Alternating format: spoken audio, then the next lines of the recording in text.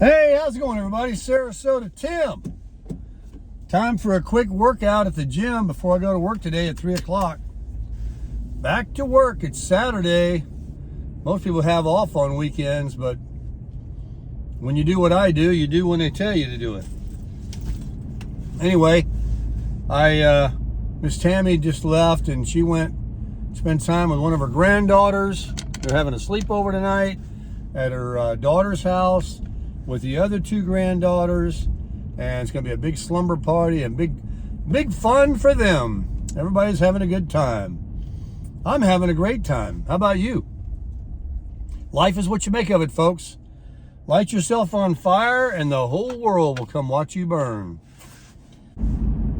Sorry about that. Had to do something there for a second. But back to Mitch and Esperanza. Really nice couple. I enjoyed meeting them. They were at the Boynton Inlet, and they live in Broward County down in Pompano Beach. And I think he said he was 58, a little behind me, and she's like 52. And a really super couple. And they saw Tammy and I walking, and he'd watch videos about me being at the Boynton Inlet a lot. And so they came up there, and coincidentally, we came over after Tammy and I had something to eat. We like to take a little walk, and we go over there frequently. And it was really kind of cool. Somebody had caught a fish, and we were making a comment about it. I go, that's a jack crevalle. Somebody caught him a nice jack off the seawall. And of course, I didn't know Mitch and Esperanza, but they recognized me, and they weren't really quite sure. The story goes, Mitch was like, I think that's him. And then Esperanza said, oh, that's him. And then when they saw Tammy with that blonde hair, they said, that's them. So he said something to the nature of like, hey, Sarasota Tim. And anyway, it was very coincidental and also very cool that that I ran into somebody that watches the channel. He was very complimentary and saying that a lot of things resonate with him, and he's close to retirement. He's got a few years, so he's got plenty more time to let it resonate, and he'll make a decision. And of course, Esperanza, she has several years, and they're using her insurance right now versus his job. She's got a really good job. 28 years on the job. That's fantastic. Good help today is hard to find, and so they're lucky to have her. Anyway, shout out to you two guys. I enjoyed meeting you. Miss Tammy took a phone call prior to breaking off our conversation there that she's always getting calls from her family, and she did want me to tell you that she enjoyed meeting both of you as well. So anyway, today's video, we're going to talk about aging and how things used to be. And I think about this stuff all the time. Tammy and I are always like talking about old TV shows. We're the same age. So we grew up in the same era, and we like to talk about the shows that used to be on TV because that's all there was. Before there was 150 channels or more today. And how we watched those shows, the Munsters, Batman, the Brady Bunch, which other ones did we talk about? Gilligan's Island, Andy Griffith, all of those shows. And I'm only naming a couple. It's funny is we only had so many things to watch, but yet there were quite a few that we watched, and we always watched them. And we've seen every episode, and we knew all the actors. And so we talk about that a lot to reminisce. And we talk about how things were before cell phones and long before computers. I even remember when microwaves came out, and the big thing was after microwaves came out, the microwave table that you would put the microwave on for the kitchen. That was like a big thing. So, the lady here selling something. What has she got? She's selling limes. So, we had all these old times that we used to just come home, we'd get on the phone and talk to our friends with the cord on the phone. And then remember when Chords came out, They were long. I mean, this wasn't something they thought of right away. All the cords were short. And then someone got this crazy invention to make a cord that could stretch from one room to another. And you would be on the phone, you say, I'm in the living room. I'm on the kitchen phone from the living room. And then, of course, we remember when, long before the cell phones, the cordless phone came out, where you could go out in the yard or the garage. And just think of the changes, though, that took from the time you grew up. Let's say you're 65 like me almost. And, you know, you remember when you were 15, 16 years old in high school. And so what is that, 50 years ago? And so in 50 years,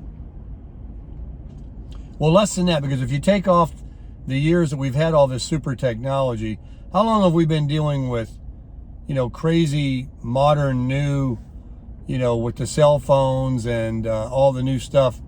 I know in the 80s, even just as recent as the 80s, there wasn't cell phones.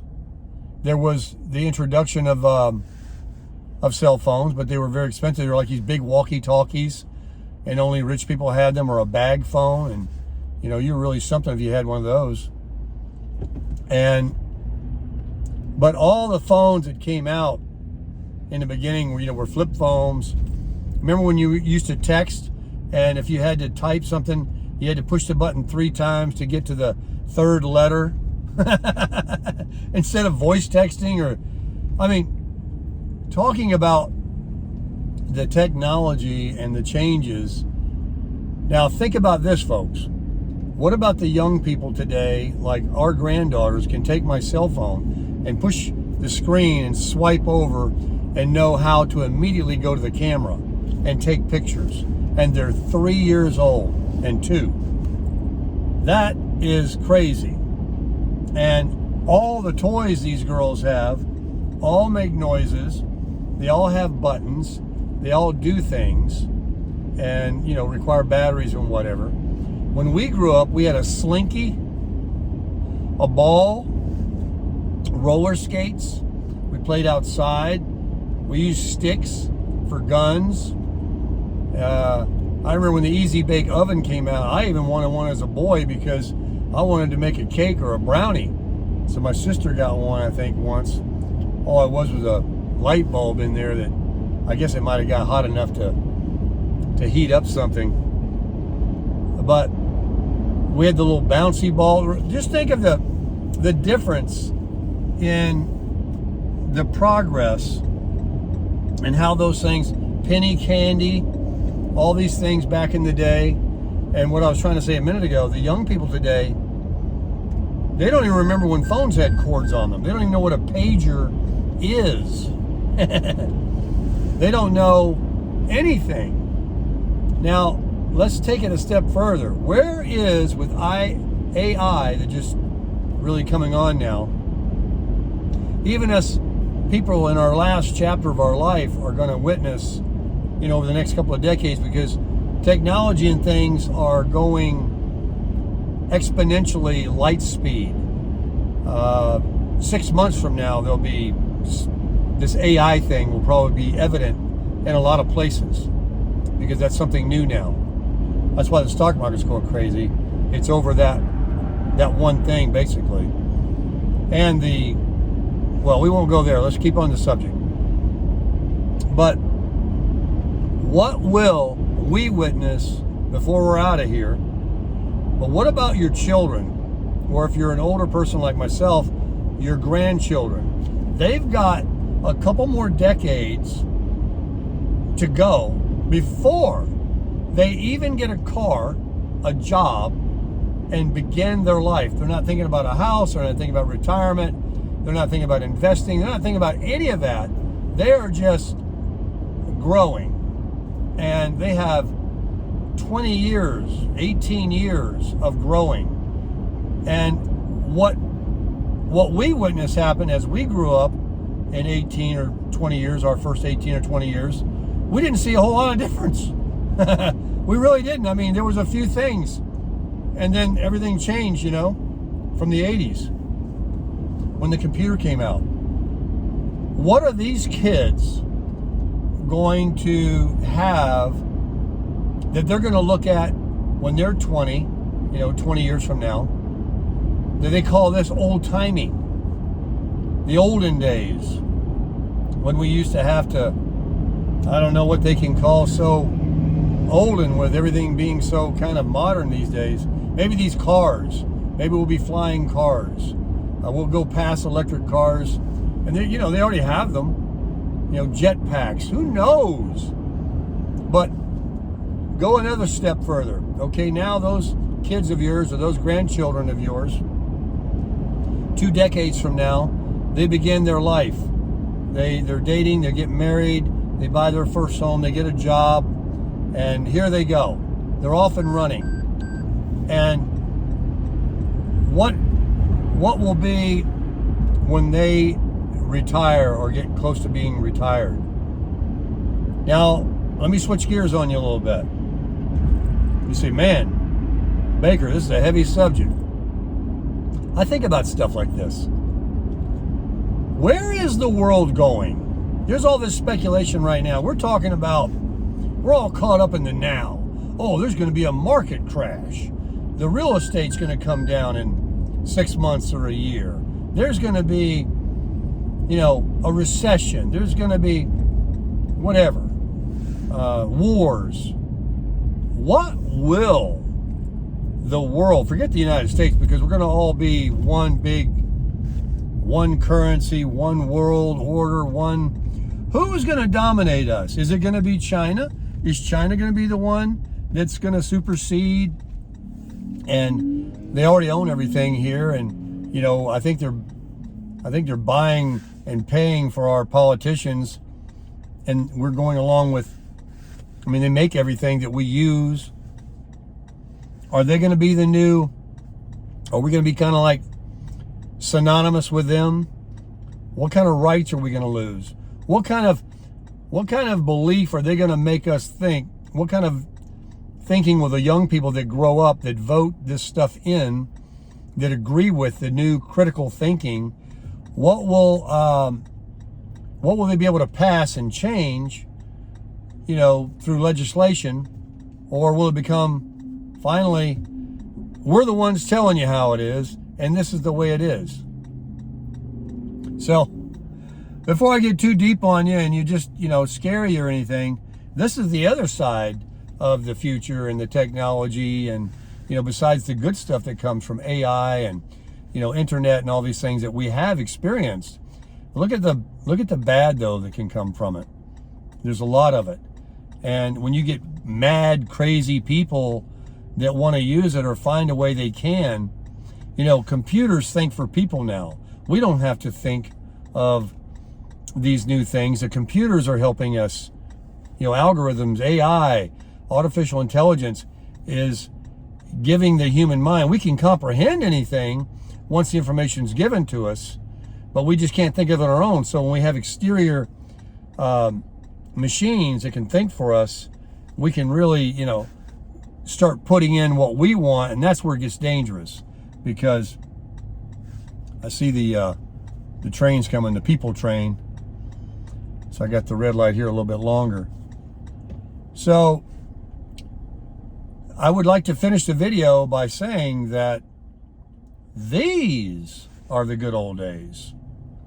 You talk about what could come, and you're anxious about tomorrow, or buying that new home, or worrying about a recession.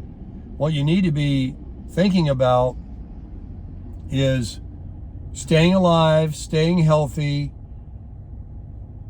keeping God in our country and amongst our conversations. Instead of being in a phone all the time, start looking at people eye to eye and talking to people and keeping what we have. Don't lose it. Unfortunately, the kids today going in school, they're pulling so much out of education and putting in this dogmatic stuff that they want to teach them. They're just doing it baby steps, but they're doing it. There's a not so good thing that's going on that they're trying to change, and they're using it in the name of for the better good, or the green, or whatever. They make up all this stuff as a means to an end to get what they're trying to do. I wouldn't believe and trust any of them any further than I can throw them. The only thing I want to trust in is the things that have never changed, principles and basics, and God. So it's all there. The handbook is there. You know, it talks, I don't want to get into too deep of religion, but, you know, the handbook is there in the Bible and Revelations talking about end times, and everybody's been saying that our whole life. And you can always use like tumultuous times and recessions that, oh, this is a sign. It says clearly in the Bible that no man knows the day or the hour. And a day is 1,000 years to God. We don't know if and when, but it's pretty dangerous. And it seems like right now it's pretty unsustainable for people to think that they can just continue doing what we're doing. So some changes will happen, and we'll do what we got to do to keep going. But it's really interesting about what has transpired, and you look back and all you have is memories now. I had people asking me in the comments about being a minimalist. What do you do about all your memorabilia and, you know, stuff your parents have and all these things? Well, I said in the video that there's 100 different minimalists, and you put your hand on every single thing you own, and you look at it and you ask yourself, do I use you? Do I need you? If it's something that's sentimental and important to you, I would never advocate throwing away family photos or your mom's hand-me-downs or your dad's hand-me-down. You know, I don't even understand why I got that question. I'm talking about all them boxes of junk you got in there. Them old boxes of wax and paint cans, and clean all that stuff out. That's another video. But anyway, folks, just thought I would ramble on a little bit this morning about the old days and then what's coming in the new days. Put it in the comments what you think is going to happen, what you're excited about, or what you're worried about. In the meantime, I'm going to head to the gym and crush it!